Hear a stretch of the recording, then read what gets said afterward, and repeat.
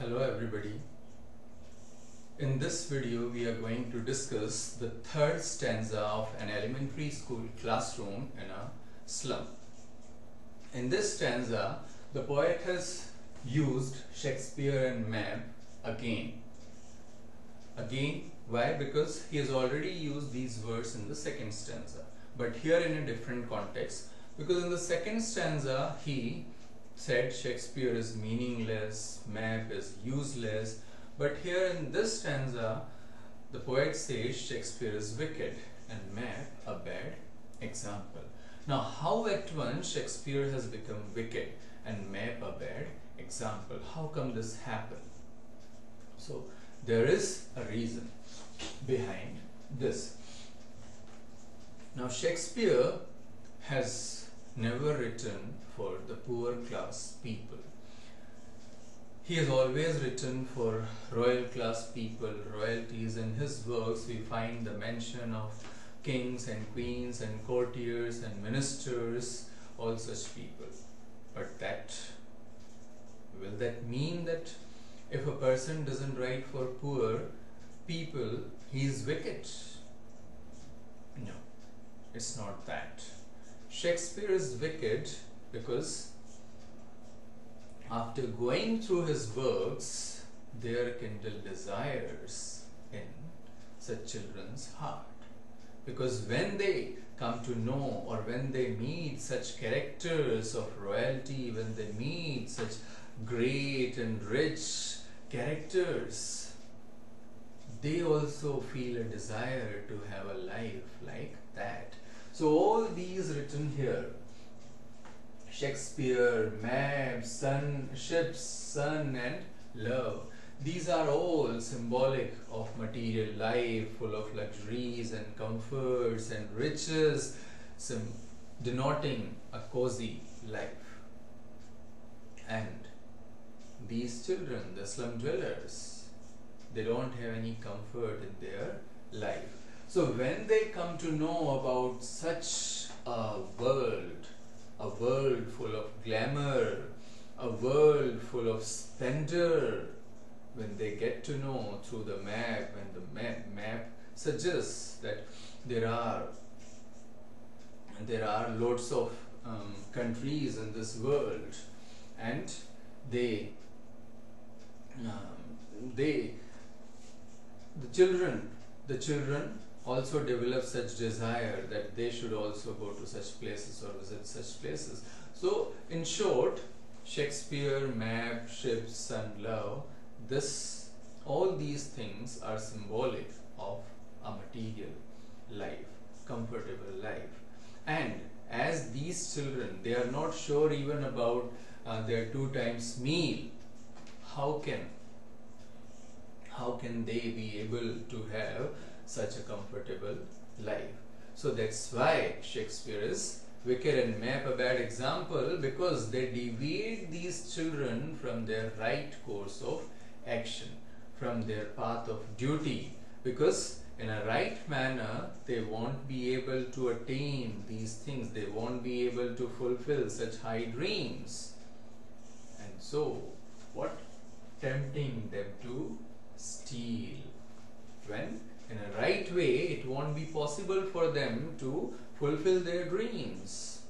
They will adopt the wrong way, they will adopt the wrong means, and there ends everything.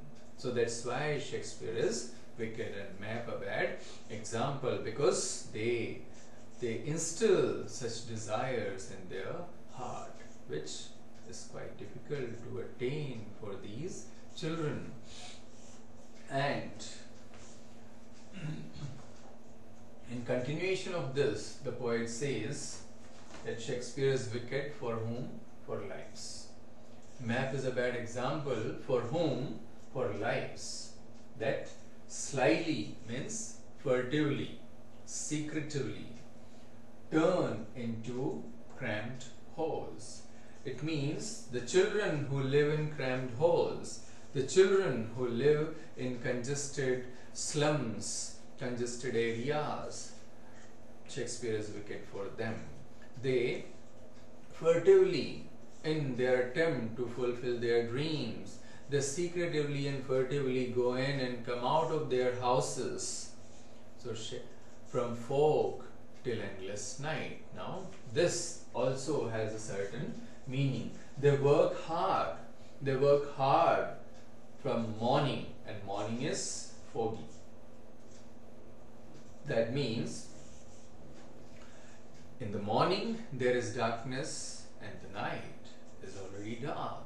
So there is no light in their life, no chance of any light, no chance of any hope in their lives. So for these children who don't have any chance of betterment, for these children who don't have any chance of upliftment in their life, there is no light, there is no ray of hope in their lives.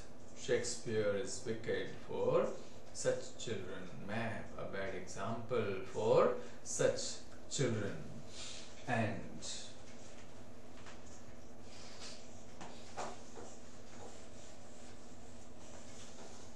further, the poet says, on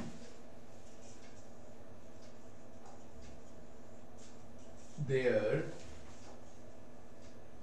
slag heap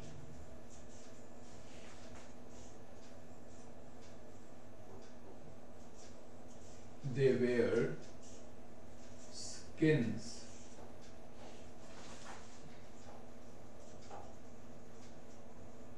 peeped through by bonds. So their physical condition, their physical frame is very poor. It's like they are like skin and bone. They don't have any flesh. To see them is to see the skeleton of human body. We don't have to see the specimen of skeleton if we see them, because there are just bones and skin in their whole body. So such is the miserable physical state they have.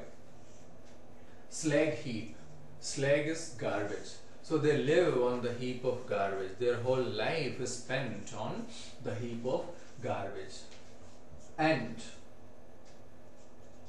their body is like as if the bones are peeping and peeking and peering through the skin. So poor it is.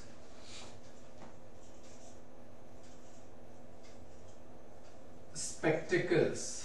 Further, the poet is comparing their physical condition. Spectacles of steel with mended glass.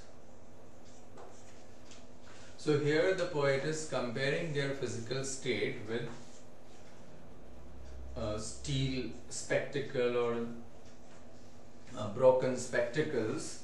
The poet says, as if or just as in a steel rim or in the frame of spectacles, if we fit in the broken pieces of glass, they won't fit in properly. Some jutting out and some going in, they won't adjust properly. So their body is just like that.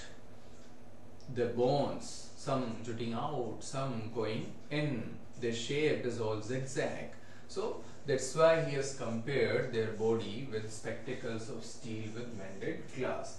So it is like the frame of a spectacle is being mended with glass pieces. So how would that appear? Their body appears just like that. This is an example of metaphor. The poet has used metaphor in this line, and the whole poem, as I had mentioned earlier, the whole poem is an example of sustained metaphor. And further, the poet is using simile to describe their physical condition.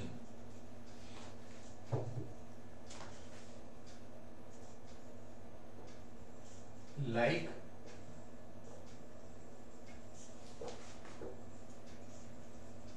bottle bits on stone. So just as we scatter pieces of bottle on a stone, how would that appear? Uneven, improper, all untidy. So their body is just like that. Bones all jutting out, coming out of their skin, some out, some going in. So in a completely improper shape, just as we see the children who are malnourished on Discovery channels and such. Okay.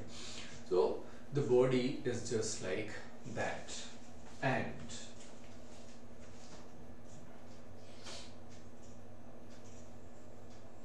all of their time and space are foggy slum. So their whole life is confined within the slum. They are born there, they grow up there, and they die there. So the whole life revolves around the slum areas, those dirty places. Everything happens there. So that's why the poet says all of their time and space are foggy slum. It means their whole life is confined within the slum. They just move around, they just circle around that place, never coming out of that dreary life, never coming out of that miserable life, that drudgery. And so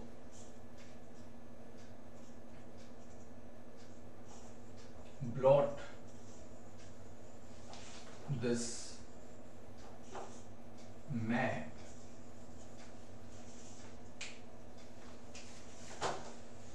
blot this map because the poet means to say what is the use. So blot this map with slum as big as doom. So what is the use of keeping that map in the classroom when it's of no use to these children, when they are never taught about that, when they don't have any knowledge about that?